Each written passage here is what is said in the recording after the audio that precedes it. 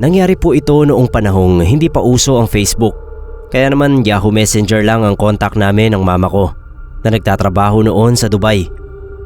Sa totoo lang po Sir Neb ay ayaw kong paniwalaan ang kababalaghang ito at mas iniisip kong glitch ang nangyari.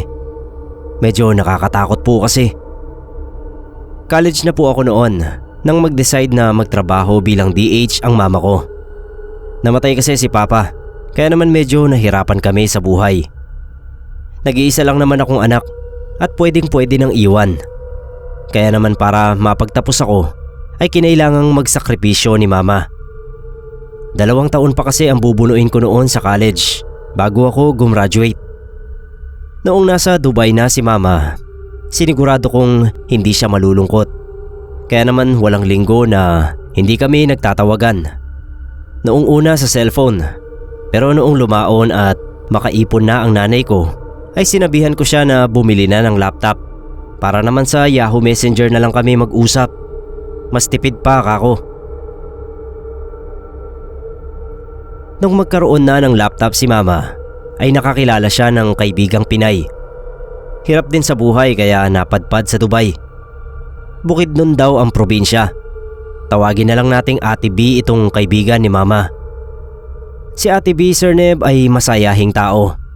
Parang kapatid na raw ang turing niya kay mama. Nung minsang makausap ko siya sa Yahoo Messenger ni mama, kung tama ang alala ko ay sa mall nagtatrabaho si Ate B. At kapag may pagkakataon ay nakikigamit siya ng laptop kay mama. Nagpapaturo kung paanong gamitin. Nagbibigay naman siya ng pang-internet kay mama. Pero ayaw tanggapin ni mama dahil pinapaaral daw ni Ate B yung 5 kapatid niya na naiwan sa probinsya. Wala na nga raw naiipon yung kaibigan niya, ay babawasan pa niya. Pinapadala daw kasi lahat ng sweldo sa Pinas. Isang beses nung matagal-tagal ko nang hindi nakakausap si Ate B, ay nag-video call kami ni mama. C2C pa ang tawag sa video call dati. Cam to cam ibig sabihin. Kwentuhan kami. Kinamusta niya yung katatapos lang na exam ko. Sinabi ni mama na pagbutihin ko raw ang pag-aaral. Habang nag-uusap kami ni mama, ay nagulat ako dahil pagtingin ko sa screen ni mama ay nasa tabi niya si Ate B.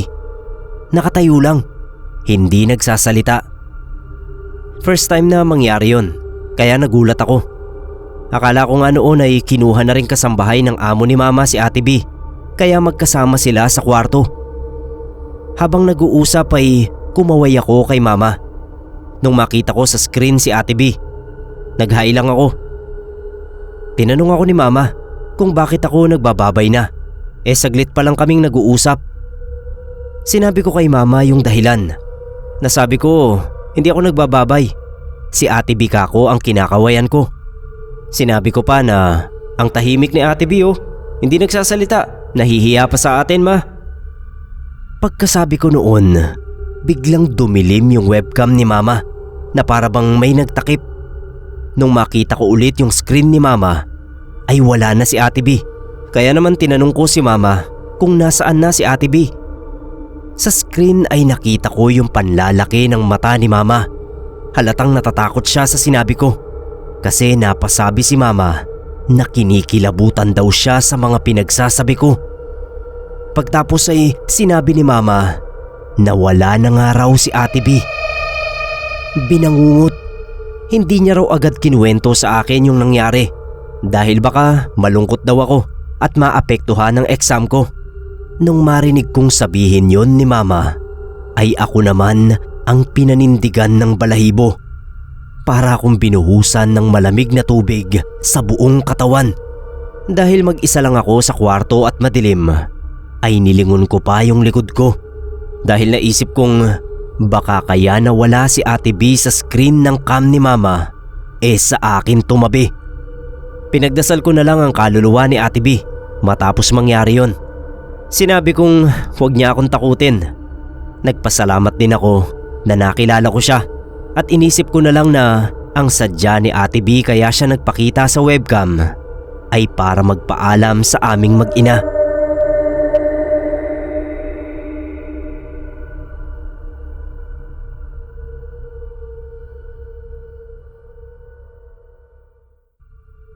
Good morning po, Sir Neb. Ako nga pala si Gani. 17 years old. Nangyari po ito noong kasagsagan ng pandemic. Kaya madalas ang online classes. Sana po ay mapasama sa mga kwentong inanarrate nyo balang araw. Gusto ko lang pong sabihin sa umpisa ng kwento na 3 lang po kaming tao sa bahay nang mangyari ito. Ako, ang mami ko, pati na rin ang daddy ko. Nag-iisang anak lang po ako at wala pang history ang bahay namin. Kaya naman hanggang ngayon ay nagtataka pa rin ako kung bakit may nanggulo noon sa meeting namin ng teacher ko. Mahina po ako sa math. Lalo pa po akong humina noong magkaroon ng online class dahil hindi ako makasabay sa mga kaklase ko. Ang dami ko pong lessons na hindi naiintindihan. Kahit may mga kaklase na pong nagtuturo sa akin ay hindi ko pa rin magets ang ibang lessons namin. Ang nangyayari tuloy ay ako ang pinakamadalas may mababang grado tuwing may quiz o exam. Dahil sa ganoong problema, kaya naman kinausap ako ni Miss Cortez kung nahihirapan daw ako sa subject niya. Pwede naman daw niya akong turuan at i-guide. Masaya ako na nag-alok ng ganoon ang teacher ko, kaya pumayag ako. Nung sabihin sa akin ni Miss Cortez ang schedule na free siya para sa one-on-one lesson namin, ay sobrang kinatuwa ko, kaya umattend talaga ako. During Zoom meeting, ay tinanong ni ma'am kung saan ako nahihirapan. Sinabi ko kung ano. Naipaliwanag niya ng maayos. Naintindihan ko kahit papano. Noong sa ikalawang formula na ang tinuturo niya sa akin, ay natakot ako. Kasi biglang nagtaas ng boses si Miss Cortez. I-off ko na lang daw muna ang video ko. Nagtaka ako noon kasi hindi naman nagpapa-turn off ng video si Miss Cortez tuwing klase. Nasa aming mga estudyante niya kung gustong naka-open ang cam. Kaya naman magalang kong tinanong si ma'am kung bakit niya pinapa-off yung camera ko. Matagal nakasagot si Miss Cortez. Nung magsalita siya ulit, ay sinabi niyang huwag daw sana akong ma-o-offend. Yung kapatid ko daw kasi ang kulit-kulit. Silip daw ng silip sa camera habang nagle-lesson kami. Nakaka-distract daw. Kanina pa raw silip ng silip tapos hindi ko man lang daw sinasaway. Pagkasabi noon ni Miss Cortez ay parang naramdaman ko yung lamig ng buong kwarto kahit tanghaling tapat. Narinig ko yung tibok ng puso kong kinakabahan. Matagal din ang lumipas bago ako nakasagot kay Miss Cortez, kaya inakala niyang nagloloko ang internet ko. Nung bumaba ang kabang nararamdaman ko, ay doon lang ako utal-utal na nagpaliwanag sa kanya. Sabi ko, "Ma'am, nag-iisang anak lang po ako. Wala po akong kapatid at lalong walang ibang bata dito sa bahay." Nung time na yan, Sir Neb, ay pakiramdam ko ay maiiyak na ako sa takot. Gusto kong masiguro na hindi nagbibiro si Miss Cortez. Sa kabilang linya, nang sumagot siya, ay kapansin-pansin din ang takot sa boses niya. Nakita ko rin sa cam niya na hindi siya makapaniwala sa nangyari. Yung itsura niya ay parang nagtataka at natatakot at the same time. At may tinatanong siya sa isip na sino yung batang sumilip. Hindi namin nalaman kung sino yung bata, Sir Neb, pero pareho kami ng haka-haka ng teacher ko na espiritong ligaw yung nakisali sa Zoom meeting namin. Hindi po na-i-record yung meeting namin ni Miss Cortez, kaya hindi ko nakita yung itsura nung sinasabi niyang kapatid ko daw. Pagkatapos ng kababalaghang yon, ay nag-decide kami ni ma'am na hindi na lang mag-open ng cam kapag gagamit ng Zoom. Baka daw kasi magpakita ulit yung bata.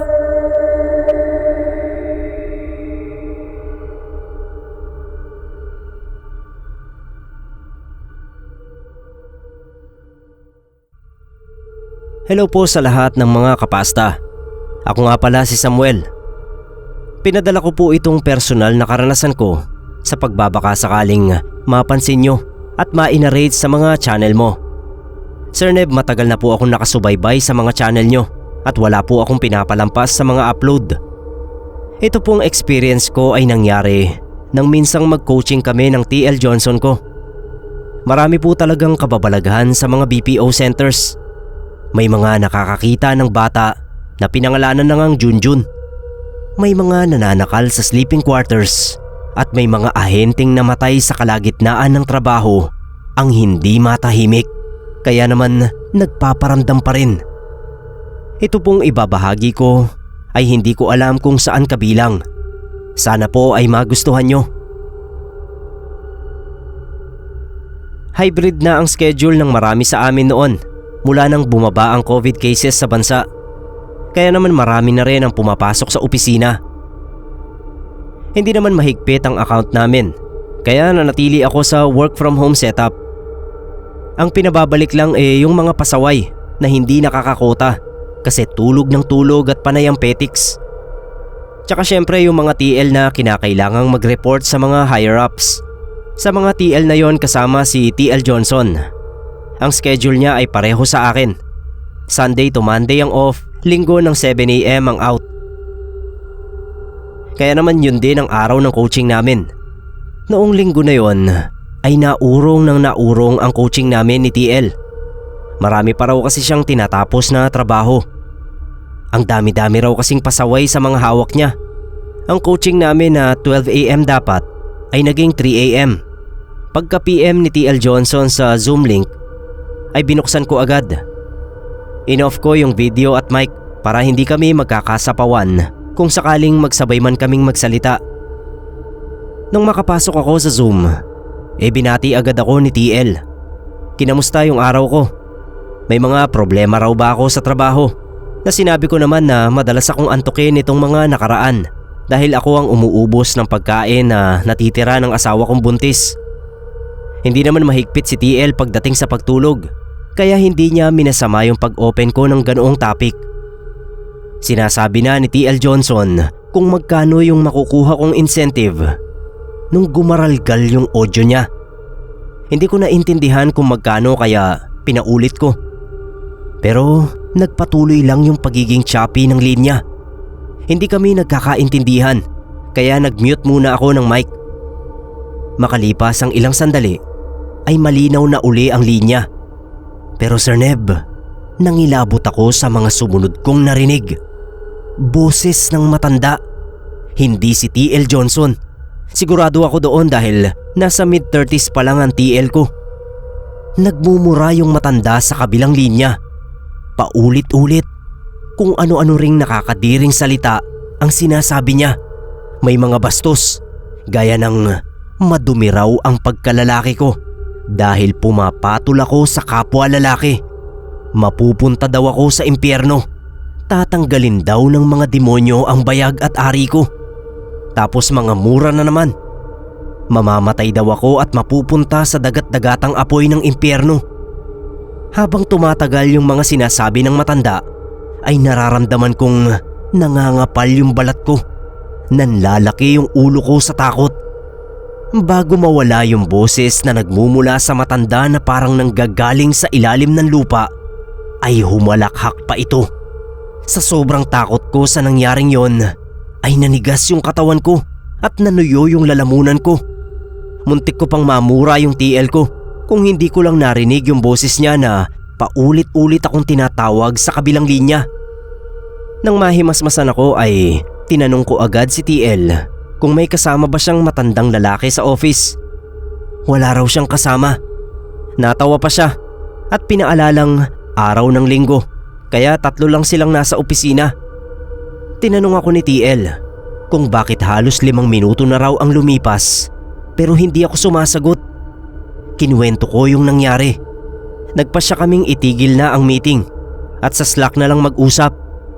Sa Slack ay shinare din ni TL ang nararanasan niya tuwing linggo ng gabi at mag-isa lang siya sa opisina. May mga nakikita raw siyang mga anino na nagpupulasan pag binuksan niya yung ilaw. Mga tunog na parang may pumipindot sa keyboard. At yun ngang matandang galit na galit at nagmumura. Naranasan din daw niya yon. Ipagdasal ko na lang daw si Lolo. Mukha daw kasing galit na galit ito sa mga tulad naming bakla.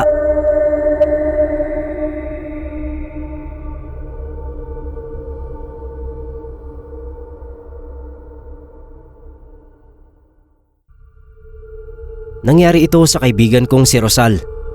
Around year 2000. Hindi niya po ito tunay na pangalan, Sir Neb. Itatago ko na lang po. Isa po ito sa mga kwentong hindi naman direktang may kinalaman sa paranormal, pero nakakatakot pa rin para sa akin. Madalas kaming tumambay noon sa computer shop. Si Rosal, ako, pati na rin yung isa ko pang kaibigan na wag na lang nating banggitin ang pangalan. Sa computer shop noon, trip na trip kong maglaro ng Counter-Strike. Si Rosal naman ay trip makipag-chat sa kung sino-sino gamit ang Yahoo Messenger. Sumasali pa yan sa mga chatroom para lang makahanap ng matitripang lalaki na paaasahing imimit kahit hindi.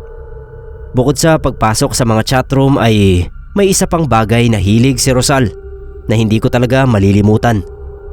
Ang makipag-chat sa mga foreigner. Indiano man yan o Egyptian na mahilig magpakita ng ari sa webcam ay hindi niya inuurungan. Kung bibilangin ang TPD o TT per day na nakikita ni Rosal sa pakikipag-chat, masasabi kong nasa 8 hanggang 10 ang average niya. Mahirap lang po kasi sila Rosal, kaya umaasa siyang may mabulag na afam na mag-aahon sa kanya sa kahirapan. May mga naging long time boyfriend naman siya na nagpapadala ng pera. Pero hindi rin na-meet ni Rosal ang mga naging boyfriend niya sa takot na makipagkita sa mga ito. Yung iba nga ay ready na siyang asawahin. Pupunta na ng Pilipinas pero talagang ayaw ni Rosal dahil natatakot daw siya na baka hindi na siya ulit makauwi ng Pilipinas kapag lumipad sa ibang bansa. Minsan may nakachat daw si Rosal na Arabong ubod ng bait. Hindi raw nagpapakita ng ari kahit matagal na niyang friend sa Yahoo Messenger. Masaya na raw itong nakikita si Rosal sa kamera. Darating din daw ang araw na madadala siya nito sa Saudi. Pangako pa nung Arabo. Isang gabi habang nagpipilit daw mag-Ingles si Rosal habang kausap yung Arabo, ay nakarinig daw siya na parang may pinahihirapan sa kabilang linya. May umuungol daw na tingin ni Rosal ay nagmumula sa isang babae. Ang ungol daw ay naging sigaw. Sigaw na nahaluan ng iyak. Kaya naman nagtanong si Rosal kung ano yung nangyayari sa bahay ng Arabo. Nginitian lang daw siya nito at sinabing nanay raw niya yung maingay. May sakit daw sa isip yung nanay ng Arabo. Nung ipaliwanag ng Arabo ang nangyayari, ay nagpatuloy na sila sa pag-uusap. Pero hindi raw talaga mapakali si Rosal sa naririnig niya. Para daw kasing nagsusumiksik sa tenga ni Rosal yung iyak at ungol ng babae sa kabilang linya. Napansin siguro nung Arabo na natatakot na si Rosal, kaya meron siyang sinigawan. Meron daw pinapagalitan yung Arabo na para bang may gusto siyang patahimikin. Bago tumigil yung ungol at iyak ng babae, ay nakarinig daw si Rosal ng mga salitang, "Tulong! Tulungan niyo ako!" Iyon daw ang mga naintindihan niya sa mga sigaw ng babae. Nanigas daw ang lalamunan ni Rosal sa narinig niya. Hindi siya makapagsalita dahil sa takot na nararamdaman niya. Kahit naninigas yung mga kamay ay pinilit niyang mag-type ng mali-maling Ingles na tingin niya ay maiintindihan ng Arabo. Sinabihan niya ito na sinungaling. Hindi yun ang nanay niya dahil alam niyang isang Pilipina ang naririnig niya. Pagkasend daw ni Rosal ng mga mensaheng yon, ay mabilis siyang in-unfriend nung Arabo. Binlock pa raw siya basta nawala na sa list of friends niya at hindi niya na ma-chat. Sabi ni Rosal, matagal din daw siyang hindi nagbukas ng Yahoo Messenger dahil sa pangyayaring yon. Nag-alala rin siya sa buhay noong Pilipinang narinig niya. Wala raw araw ang lumipas na hindi niya ito pinagdasal. Sana ay okay lang daw ito. Sa sobrang takot daw ni Rosal sa pangyayaring yon, ay nanaginip pa siya na siya raw ang umiiyak at umuungol. May pawising Arabo raw ang katabi niya sa kama. May hawak daw na palakol yung Arabo. Inuunti-unti raw yung katawan niya. China-chap-chap. Nang lingunin daw ni Rosal ang pinaglalagyan ng kanyang mga naputol na parte, ay nakita niya ang isang malaki at naninilaw na freezer. Hindi na po nabuksan ni Rosal yung Yahoo account niya kung saan niya nakausap yung Arabo. Sa ngayon ay pamilyadong tao na si Rosal at maaaring tama kayo ng hinala. Nakapag-asawa siya ng Amerikano at meron na silang 2 magagandang mga anak. Buti na lang Sir Neb, sa tatay nagmana yung mga bata.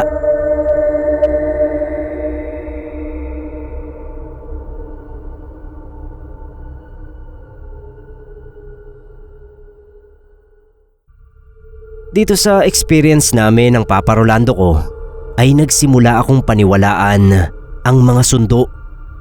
Dumadating talaga sila sa mga taong malapit ng mamatay at minsan nagpapakita rin sila sa mga mahal nito sa buhay. 80 years old na si Lola nang huli namin siyang makausap sa harap ng kamera. Sa Yahoo Messenger pa namin siya noon nakakausap. Doon na siya sa US tumanda. Naging citizen. Nakapagpatapos ng 5 mga anak, kasama na si Papa. 3 sa mga anak ni Lola ay nasa US na. Bago mamaalam si Lola, ay sila ang nag-aalaga. Hindi kami nag-migrate sa US dahil maayos naman ang buhay namin dito sa Pilipinas. Kapag winter sa US, doon lalong napapadalas ang tawag ni Lola. Umaangal siya sa lamig. Sumisiksik daw sa buto niya. At pakiramdam niya anytime ay mamamatay na siya. Sa mga ganoong pag-uusap, nararamdaman namin ni Papa Rolando na gustong-gusto na makauwi ni Lola sa Pilipinas. Namimiss na raw niya yung mga kakanin, pati na rin yung mga ginataang bilo-bilo at champurado. Kapag sinasabi naman namin sa mga kapatid ni Papa na lutuan si Lola ng mga pagkaing pampainit ng sikmura, ay hindi naman agad magawa ng mga kapatid niya. Dahil busy ang mga ito sa trabaho. Kapag ginagawa naman nila si Lola ay hindi rin naman daw nito kinakain. Gusto nang pauwiin ng Papa noon si Lola, pero naiisip niya lagi na hindi na raw kakayanin ng nanay niya ang umuwi. Baka raw mapagod na ito ng husto kung magbabiyahe pa. Minsan habang katawagan namin si Lola sa Yahoo ay nabanggit niya na gusto niya naman daw umuwi. Pero alam niya sa sariling hindi niya nakakayanin ng biyahe. Biro pa ni Lola ay makakauwi lang daw siguro siya ng Pinas kapag patay na siya. Medyo nalungkot kami nung marinig yon. Kaya sinabi ko kay Papa na tanungin si Lola kung saan gustong mailibing kung sakali. Hindi yun naitanong ni Papa Roland. Ayaw niya kasing isipin ng nanay niya na pinaghahandaan na nilang magkakapatid ang kamatayan nito. Nung magluluto na ng hapunan si Papa, ay ako na muna ang pinakausap niya kay Lola. Kumustahan lang kami. Naalala ko pa na magpapadala raw si Lola ng $100 sa akin, kaya ang laki ng ngiti ko sa kamera. Habang nag-uusap ay napansin kong may binata sa likod ni Lola. Nakaitim. Malinis yung pagkakatabas ng buhok na parang sundalo. Noon ko lang nakita yung binata kaya tinanong ko si Lola kung sino yung nasa likod niya. Tapos nakangiting sumagot si Lola. Asawa niya raw. Sinusundo na raw siya. Akala ko nagbibiro lang si Lola. Naisip ko kasing baka kapitbahay niya lang yung mukhang binata na nasa likod niya. Kaya naman tinawag ko si Papa. Sinabi ko pa na, "Papa nagdadalaga si Lola. Asawa niya raw yung nasa likod niya." Pagkasabi ko noon, Sir Neb, ay dali-daling tumingin si Papa sa laptop. Nabitawan niya yung sandok na dala niya. Pagkatapos ay bigla na lang siyang umiyak. Nagpaalam na kami kay Lola pagkatapos nun. Nagpunta sa isa sa mga kwarto sa bahay si Papa. May pinakita siya sa akin na larawan. Tinanong niya kung yun din daw ba yung nakita kong binata sa likod ni Lola. Tumango naman ako. Kasi yun nga yung nakita ko. Sir Neb, tatay niya raw yun. Yun daw si Lolo Isidro. Hindi ko siya nakilala kasi matandang itsura ni Lolo ang naaalala ko. Medyo kinilabutan ako noon. Pero nawala din agad dahil inisip kong hindi dapat ako natatakot kasi lolo ko naman yung nakita ko sa video call. Tinawagan ni Papa yung mga kapatid niyang nasa US. Nagkasundo sila na Katulad ng tatay nila ay sa Pilipinas ililibing si Lola. Walang tumutol sa mga kapatid niya. Kinaumagahan, matapos yung video call naming yon kay Lola, ay dumating sa amin ang malungkot na balita. Wala na siya. Inatake raw sa puso. Nung dumating sa Pilipinas ang bangkay ni Lola, ay sumilip agad kami sa kabaong niya. Sir Neb, nakangiti siya. Masayang masaya siguro dahil ang namayapa niyang asawa ang sumundo sa kanya para ihatid siya sa kabilang buhay.